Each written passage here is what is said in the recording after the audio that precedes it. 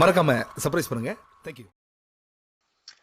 Well, here's another Shabalov game for you now from the Ravenna Open in 2009, a couple of years after the last example. And here he is playing black against Sayantan Das, who is, nearly 400 points lower rated than him. Okay, but it's sometimes not very easy to beat these guys with the black pieces. You can't just expect to win with black against a 2200 player all the time.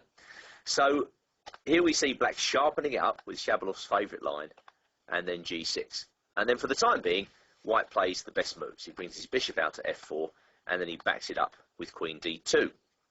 e6, as played in the last game, castles on the queen side, all recommended.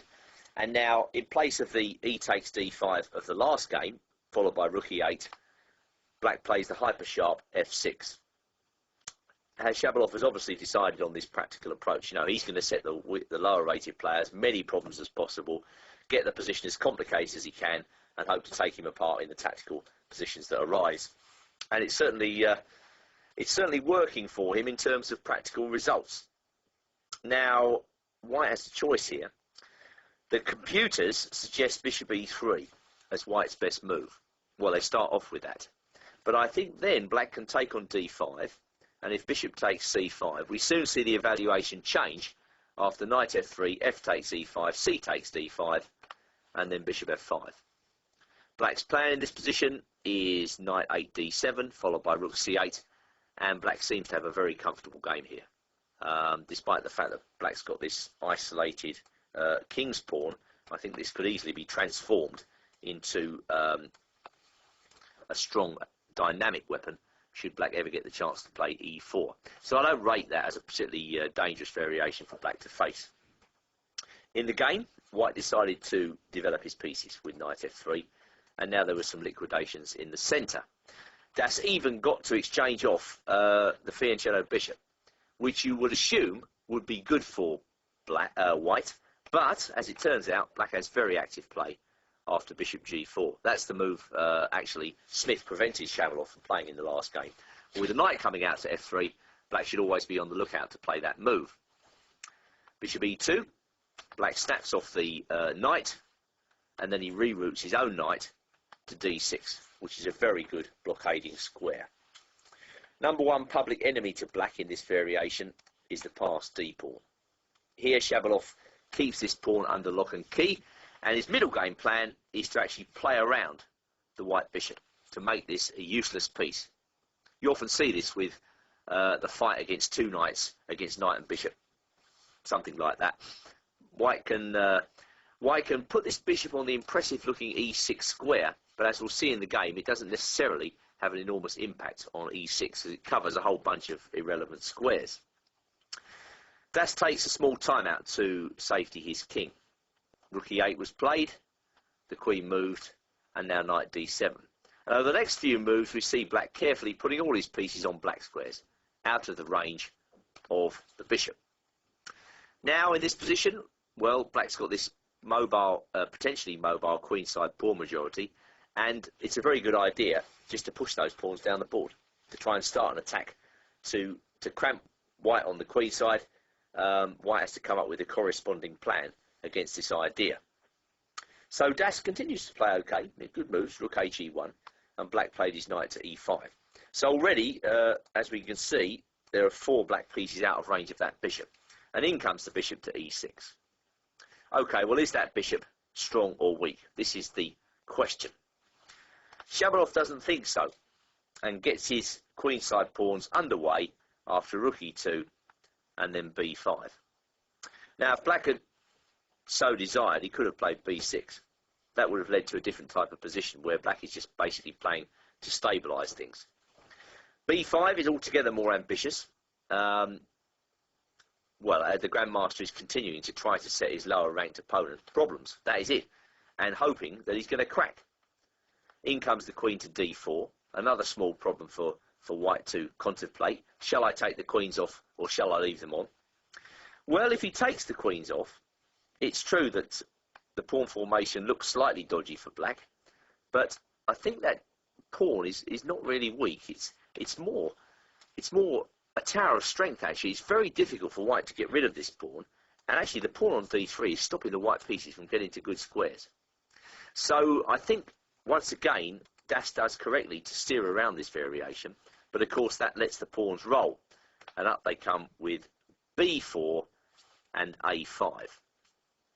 Now, far be it from me to criticise Shabalov, but I think he misses a small trick here. I quite like the move Rook B8, and the idea of this is to land some sort of sacrifice on C3 or A3 with the help of the move Knight B5. The white queen side is looking a little bit shaky here.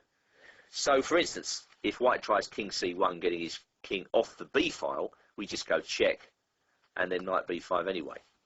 And this is a dangerous attack for white to meet, given that black is also threatening knight to D4 in some positions.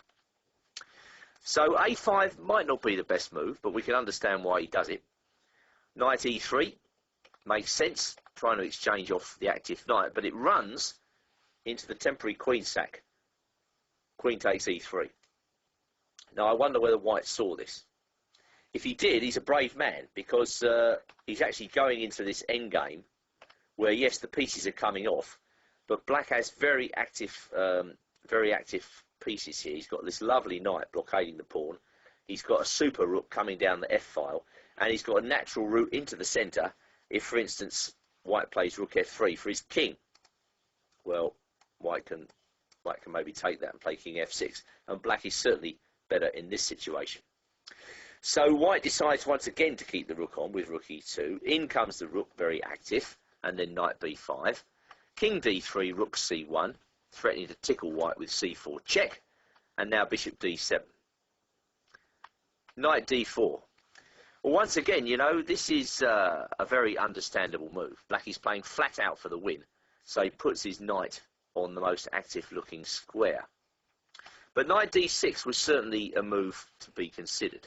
I think white can scramble to a draw after that, but it's not at all easy to find the moves. You've got to go check, then Bishop G4. Okay, black tries to get his pawns rolling, and now we continually hit the knight. We go Rook E6, Knight C4, and then Rook E2. Well, I don't think black has anything better than putting his knight back when we get a natural balance after Rook E6. As I say, Knight D4 is ambitious. It brings home the bacon in the game. Rook E7 check was played, but here comes the difference. D6. Suddenly the white position is more coordinated, and, well, more coordinated than it was before. And black has got to be careful. He's got to look out for that pawn. So A4, a deflection. The game careers on, tactically. Knight to F5, rook takes H7. And Shabalov has even been willing to go into an endgame a pawn down to retain coordination.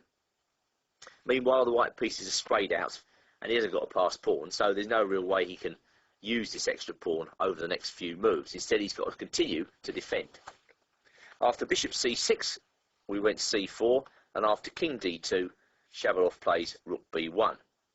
King C2 hits the Rook, Rook A1, and then Rook D7 was answered by King E6. So all very normal play in this endgame. White protected his pawn. Black brought in the knight, threatening Knight D4 check. Bishop D7 check, an easy answer. And now, I thought when I first saw this game, well, why doesn't white go Bishop takes F5? Surely he can't lose the game after that. Well, that might be so, but I think B3 check gives black some practical chances after G takes F5, A3, Rook C1 check, and then Rook C2. It's still not easy for white to get to a draw here.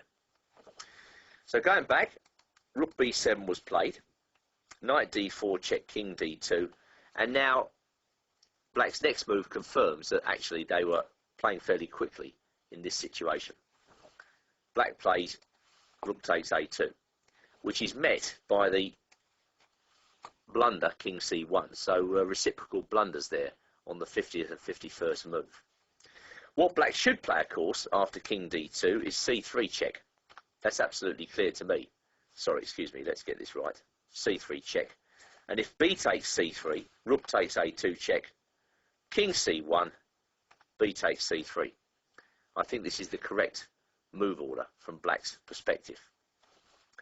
If, on the other hand, Rook takes A2 is answered by King C1, then everything's fine again after c3. But what about the move rook takes b4 here? If king e5, king c3. And suddenly it seems to be black who's fighting for the draw. So the two players are obviously in time trouble. King c1 mistake, c3, we get back into our desired position. And rook b8 was answered by knight e2 check. And with the c pawn coming down the board, Das regretfully had to resign. What's my summary of this variation with c5 and then g6? Well, it's simply a mess. If you like a complicated way to play against the four pawns, then, you know, this could be the variation for you. I don't think there's anything particularly wrong with it, and on a practical level, it seems to offer good chances.